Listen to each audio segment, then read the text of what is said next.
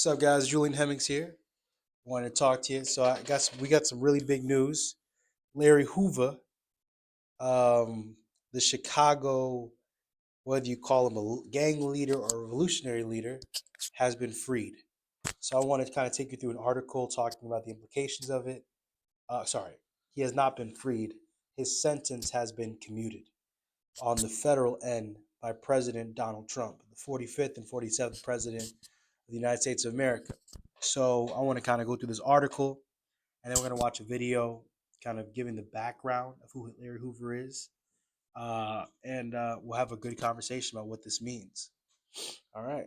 So President Trump has commuted the sentence of notorious former Chicago street gang leader. So, Larry Hoover was the founder of Gangster Disciples or God's Disciples, I believe, or Gangster Disciples. And he served multiple life sentences in federal prison. And Hoover, he's 74 years old, was a co-founder, but he founded it when he was really really young, and he was charged in Illinois for the 1973 murder of the 19-year-old neighborhood drug dealer William Pookie Young, and he was convicted of federal charges in 1997 and sentenced to 6 life terms. Federal prosecutors had accused him of leading a criminal enterprise to continue overseeing the gang while imprisoned in Illinois, and Hoover is currently serving 6 life sentences in a maximum security prison in Colorado, according to federal prison records. And it's unclear how soon he'll be released from federal custody, but he still faces the remainder of a 200-year sentence in Illinois dating back to 1973 for Young's murder. So, although President Trump was able to commute his sentence on the federal level, excuse me, guys, now it's up to Governor J.B. Pritzker of Chicago to see if he'll commute his sentence on the state level. And if he's able to do that on the state level, basically, like he could be freed.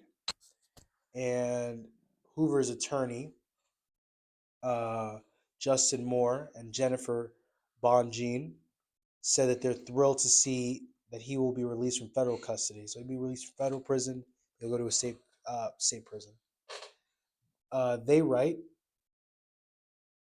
the courts have demonstrated a complete unwillingness to consider Mr. Hoover's considerable growth and complete rehabilitation. Despite the court's unwillingness to do the right thing, Mr. Hoover has been able to keep his voice alive through the incredible work of many advocates and supporters. Thankfully, Mr. Hoover's pleas were heard by President Trump, who took action to deliver justice for Mr. Hoover. One of those advocates that's going to be really big for this is Kanye West.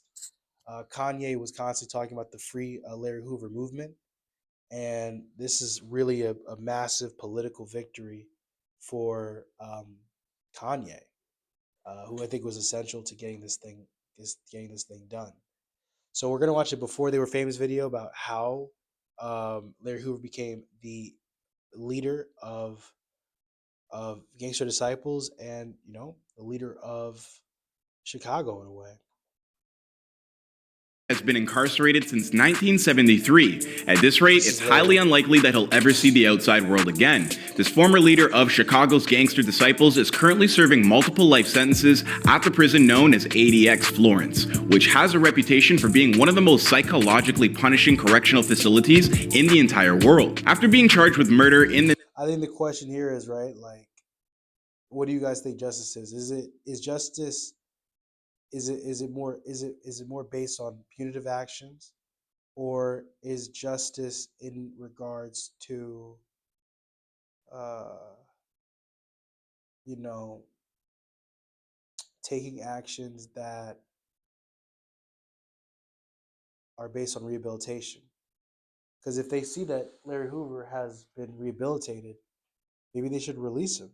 But if your argument is that it's punitive and that he did so much damage to society that he needs to be locked away forever, you know, 1973 all the way to 2025, is that enough time for a person to be in the situation that he's in? And I think he's in 23 hours of solitary confinement every day. Is that too far? In the 1970s, Larry would later be convicted of running the Gangster Disciples from inside his prison cell. That was in 1997, and every single day since then, Larry has been forced to spend 23 hours in solitary confinement. His case is widely regarded as hopeless because in order to be released, he would need to obtain pardons at both the state and federal levels. Well, in order to accomplish just that, hip-hop superstars Drake and Kanye West recently set aside their widely publicized differences to throw a benefit concert in Larry's name and raise awareness over his plight. So how exactly did Larry Hoover's reputation grow even larger from behind bars? And just why have Kanye and Drake teamed up to see him released? Those answers and more in our latest episode of Before They Were Famous. Thanks to Restore, Prime Time is back. This is my time. I didn't want to be bald any longer.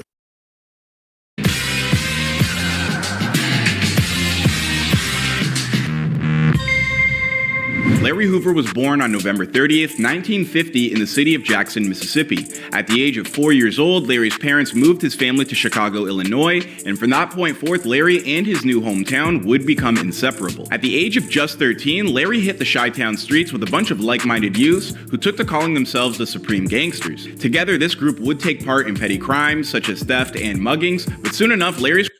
But it's important to add, right? Like, although this thing started out as a way to, get these poor kids some resources, whatever you call that, this movement became much more evolved into being kind of a protective body for people. So Larry Hoover's legacy, it's very, very complicated. criminal activity would graduate to shootings and assaults. A high school dropout, over the course of his teenage years, Larry would ascend to leadership roles in the Supreme Gangsters before joining forces with David Barksdale to form the Black Gangster Disciple Nation. After Barksdale was injured during a shooting that took place in 1969, Larry would assume the leadership role of the Gangster Disciples. From that point on, his gang ran the south side of Chicago's drug trade, making more than $1,000 a day in profits by selling large quantities of cocaine, heroin, and other drugs. By the time that he had entered his early 20s, Larry had been in and out of prison a number of times. He had also survived at least 6 separate attempts on his life. I mean, basically, Larry was the personification of a made man. And then, everything changed. On February 26, 1973, Larry and fellow Disciple member Andrew Howard were... It's important to talk about, too, like, Larry Hoover in the 1990s began to promote the idea that GD didn't mean Gangster Disciples, but it was turning into growth and development, trying to talk about changing the gang's image or the organization's image from being merely a organization that is targeting and shootings, and that's the representation, to being an organization that's thinking about Chicago's inner city youth and how they can develop people and protect them. Arrested for the murder of 19-year-old rival drug dealer William Young. Shortly thereafter, the two men were then each sentenced to 200 years in prison. I swear to God, I'm not making this up. Hoover is arrested and charged with murder, and although he never pulled the trigger, Hoover is found guilty and sentenced to 150 to 200 years. 23 years old, in Statesville maximum security, with 2 football fields facing him for numbers, Hoover still continues to grow. Perhaps most amazingly of all, however, is the belief held by federal prosecutors that even after his incarceration, Hoover would continue to run the Gangster Disciples from his prison cell and oversee a business that could bring in as much as $100 million over the course of a single year. Yeah, we thought Gucci Mane was crazy for being able to release all those mixtapes while he was still in prison. Yeah, Larry Hoover was on some different energy. But here's where the disconnect comes in, because both the federal authorities and the everyday citizen on the Chicago street seem to have completely conflicting ideas of just who exactly Larry Hoover really is. Right. To the government, he's a cold-hearted leader of a ruthless gang whose orders to injure, maim, and sometimes even kill are carried out with ruthless aggression. Larry Hoover was the undisputed leader of the largest monolithic gang. But the thing about it too is that the Gangster Disciples was an organization that, similar to weirdly enough, like the Black Panthers, provided food, even shelter to some Chicago residents, while also giving, drugs to that community. These organizations, man. What's complicated about them, like I'm thinking about like Bumpy Johnson in Harlem, and sort of, these communities, the Black community especially, or no, every community that has had like a strong immigrant population. These communities, man, were blocked out, forgotten, left aside, and they had to do things that were outside of the norm, that were blackballed in the industry to be able to, come into society. So where there was devastation and poverty and ruin, these people tried to find a way to create opportunity to do good. in the nation. But to the people on the streets of Chicago, Larry Hoover has become something of a mystic figure over the course of his incarceration, a mix of Robin Hood with Al Capone. Today, thousands of young kids on the Chi-Town streets look up to this man who was already behind bars long before they were anything but a twinkle in the eye of their parents. According to Hoover's lawyer, the decades that Larry has spent locked away has changed who he is as a person. I mean, after all, when Larry first went back to prison in the 70s, Richard Nixon was still president. And since then, Larry has come to realize that the violence on the streets of Chicago has become untenable. His lawyer told the New York Times, he saw the death, the destruction, the prisons filling up with the young people. He wanted to move the Gangster Disciples into something constructive, into growth and development. So from behind his prison walls, Larry... And I think like this is a story of redemption, because Larry Hoover acknowledging that what he was doing was wrong is important, man. Like, but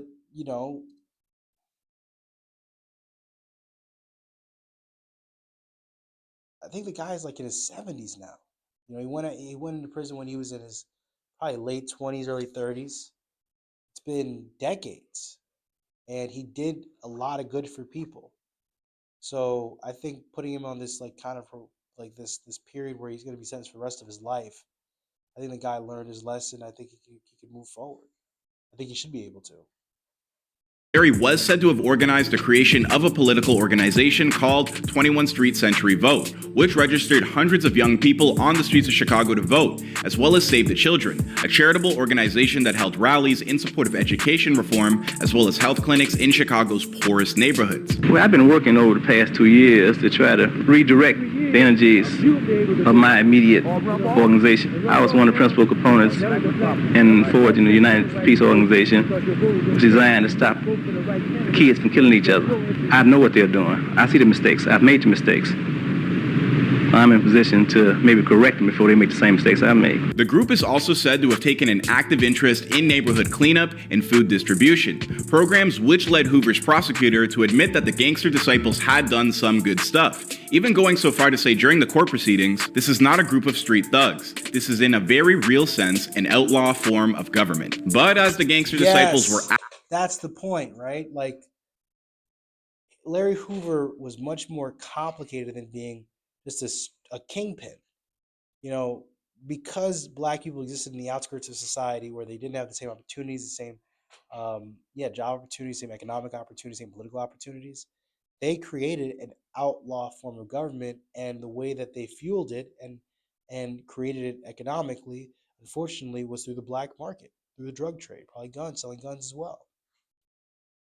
Actively moving towards growth and development in the mid-90s, the U.S. government intensified their investigation of Hoover and his operations even further. Today, police spent about 2 hours combing through the records of Save the Children on the South Side. They seized half a dozen cardboard boxes and file cabinets of financial records, and also $7,000 in cash. Police say the charity organization has legitimate operations, but they also believe it is a front for an effort to get Hoover out of jail. Tell me if this seems familiar. I mean, what do you mean a front to get Hoover out of jail? Like, legally? Like, I don't know. Why is that a problem? I thought it was...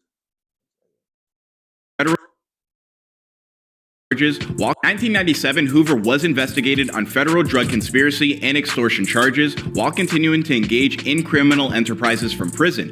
Momentarily reflecting on the good that Hoover had done for his community, the prosecution said, they registered voters, which is a wonderful thing. The problem is, it was funded by drug money and supported by gang muscle. In order to indict Hoover on all of these charges, the feds would wire up his associates who would visit him in prison so as to record their conversations.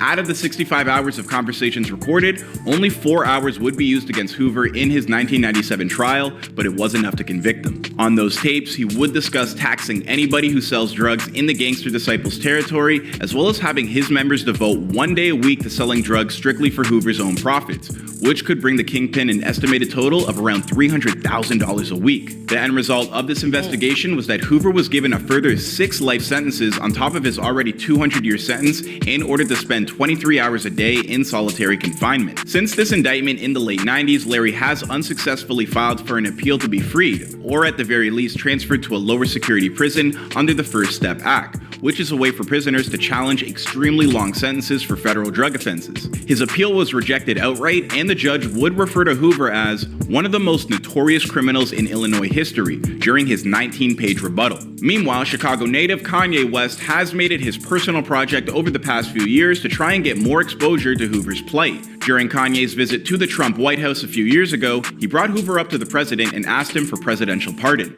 So it's very important for me. That's crazy, you know, like they call Kanye a madman and everything like that, but look what he did for Larry Hoover. To get Hoover out, because in an alternate universe, I am him. And I have to go and get him free because he was doing positive inside of Chicago, just like how I'm moving back to Chicago, and it's not just about. After Trump never pardoned Larry, Kanye took a recording of Hoover's son, pleading with the powers that be to release his father, and incorporated it into his newest album, Donda, at the end of the track, Jesus Lord. It was a good thing, and to hear the people kind of felt what I was saying, they made my father, they told me it made my father seem like a human being. Yeah. They only knew him as Larry Hoover, leader of the Gangster Disciples, rah, rah, rah. Mm-hmm. But they don't know him, and they don't know what he's about. And that's why I'm trying to make an effort to. It's good to put this into context. During the 1960s, 1970s, this is after civil rights movement, right? 1970s. The black mentality was very different, man. It was a wave of political consciousness. We didn't have the opportunities that we needed to be able to take advantage. You know, these people using these sort of darker resources to be able to build themselves out and to develop their communities help to create a lot of the businesses, a lot of the operations, unfortunately, that we have as a community today, similar to all other immigrant populations in this country. You know, show who he is as a person. Most recently, Kanye teamed up with fellow hip-hop superstar Drake, burying their beef with one another to put together an all-star-like benefit show to raise awareness for Larry Hoover's struggles. Over 70,000 people filed into the LA Memorial Coliseum to take part in the free Larry Hoover benefit show, which costed a reported $10 million and was even sponsored by Amazon. Imagine that, 2021, we got Drake and Kanye all on the same stage, sponsored by Jeff Bezos. I don't know, if you told me this in 2017, I don't know if I'd believe you. Up on stage, Kanye and Drake danced, rapped, and hugged it out on top of a giant mound in the middle of what's usually a football field. The only thing they didn't spend much time on was the idea of freeing Larry Hoover. You know, what the entire night was supposed to be about. Once the show got started, there was hardly a mention of his name. But hey, at the very least, Kanye has reportedly hired the lawyer who had just helped free Bill Cosby to represent Larry Hoover next. As a she, it's so funny, she came by the studio and she wanted to take a picture with her friend, and I told her, don't take any pictures. She's like, oh, she ain't got nothing phone. I was like, let me see her phone. And she stood up, she started screaming at me. She's like, I don't even gotta be at the studio. I do stuff that's important. I say, I do stuff that matters. She started screaming on me in the studio. I was like, I like her. So maybe, and just maybe, Larry Hoover's story is not over yet, and before long, we might be because of Kanye's advocacy with someone that everyone's opposed to and him being open to the idea of being creative. You know, Larry Hoover had his federal charges commuted. Now let's see if J.B. Pritzker will have that kind of idea of redemption and change affect his heart. I hope it does. In my opinion, people make mistakes, and people should be given the chance to recover and grow in their as people. You know, we can't judge people. People make mistakes. I believe he serves debt to society. Let's keep pushing on, man. Let's keep pushing on. Thanks, guys. Next video.